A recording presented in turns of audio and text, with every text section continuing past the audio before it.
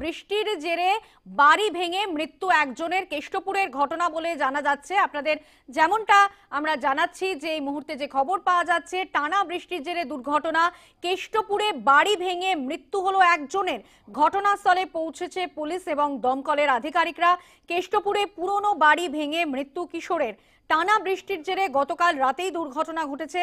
আটকে পড়েন বেশ কয়েকজন, তাদের উদ্ধার করে পুলিশ, দমকল এবং স্থানীয়রা। মাথায় গুরুতর আঘাত পান ওই কিশোর।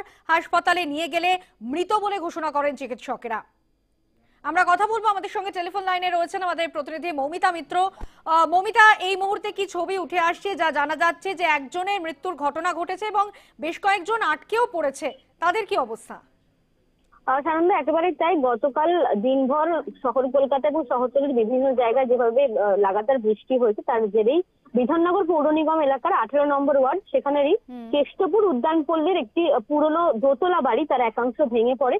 বৃহস্পতিবার রাত 10টা নাগাদ আচমকাই বাড়ির দোতলার একটি অংশ ভেঙে পড়ে এবং ওই বাড়িটিতে যে সমস্ত সদস্যরা ছিলেন, যেটা জানা যাচ্ছে যে বাড়ির কর্ত্রী এবং তার স্ত্রী এবং তার দুই ছেলে ওই বাড়িটিতে থাকতেন। পরিবারের সদস্যদেরকে উদ্ধার করা গিয়েছে, তবে যেটা দুর্ভাগ্যজনক ঘটনা সেটা হচ্ছে ওই বাড়ির যিনি ছোট ছেলে ধ্রুবজ্যোতি মণ্ডল, তার মৃত্যু হয়েছে এই বাড়ি ভেঙে পড়ার কারণে।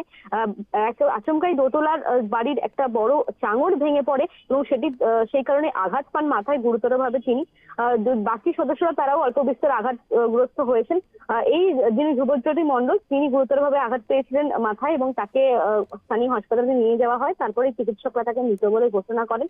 বাগুইআটি থানার পুলিশের তরফ থেকে আধিকারিকরা সেখানে পৌঁছান এবং দমকলের আধিকারিক, তার সঙ্গে বিপর্যয় মোকাবিলা দলের সদস্য প্রত্যেকেই ঘটনাস্থলে গিয়ে বাড়ির যে সমস্ত ভেঙে যাওয়া অংশ সমস্তটাই সরিয়ে নিয়ে এসেছেন এবং বাসিন্দারা যারা আটকে ছিলেন তাদেরকে উদ্ধার করা হয়। মূলত এই দিনভর যেভাবে প্রবল বৃষ্টি হয়েছে এবং এই বাড়িটি যথেষ্ট পুরনো বলে জানতে পারা যাচ্ছে, সেই কারণেই এই দুর্ঘটনা বলে মনে করা হচ্ছে। এবং যে অংশটি ভেঙে পড়েছে দোতলা বাড়ির, সেই জায়গাটিও দীর্ঘদিন ধরে সেখানে কোন রকম কোনো সারাইয়ের কাজ হয়নি, দুর্বল হয়ে পড়েছিল অংশটি, সেই কারণে মূলত ভেঙে পড়ে এবং বেশ কয়েকজন অল্প বিস্তর আঘাতপ্রাপ্ত হয়েছেন। ওই বাড়ির সদস্য সহ কয়েকজন সামান্য আঘাত লেগেছে তাদের, এবং যেটা বাড়ির ছোট ছেলে তিনি গুরুতরভাবে আঘাত পান এবং তাকে হাসপাতালে নিয়ে গেলে মৃত বলে ঘোষণা করা হয়।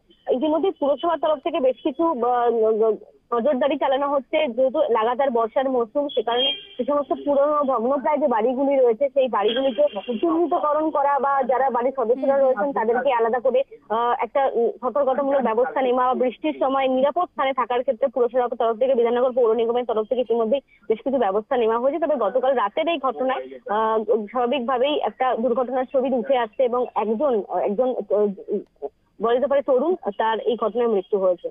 ধন্যবাদ মৌমিতা। আমরা কথা বলছিলাম আমাদের প্রতিনিধি মৌমিতা মিত্রের সঙ্গে। আপনাদের আরো একবার জানাবো, কেষ্টপুরে ভেঙে পড়লো দোতলা বাড়ির একাংশ। বৃষ্টিতে বাড়ি ভাঙে বলে অনুমান করা হচ্ছে এবং বেশ কয়েকজন আটকে থাকার একটা সম্ভাবনা তৈরি হয়েছিল। যদিও ঘটনাস্থলে পৌঁছেছে পুলিশ, দমকল এবং স্থানীয়রা। মাথায় গুরুতর আঘাত পান এক কিশোর এবং হাসপাতালে তাকে নিয়ে গেলে চিকিৎসকেরা মৃত বলে ঘোষণা করেন। কেষ্টপুরে বাড়ি ভেঙে মৃত্যু হলো একজনের।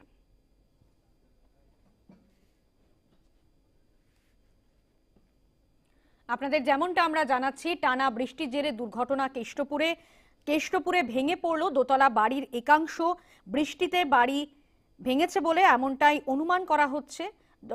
দমকল এবং পুলিশ ঘটনাস্থলে পৌঁছেছে, যদিও এই ঘটনায় একজনের মৃত্যু হয়েছে এবং অনেকে আটকে পড়ার একটা সম্ভাবনা তৈরি হয়েছিল। যদিও পুলিশ এবং দমকল বাহিনী তারা পৌঁছেছেন এবং তারা উদ্ধার কাজ চালাচ্ছেন।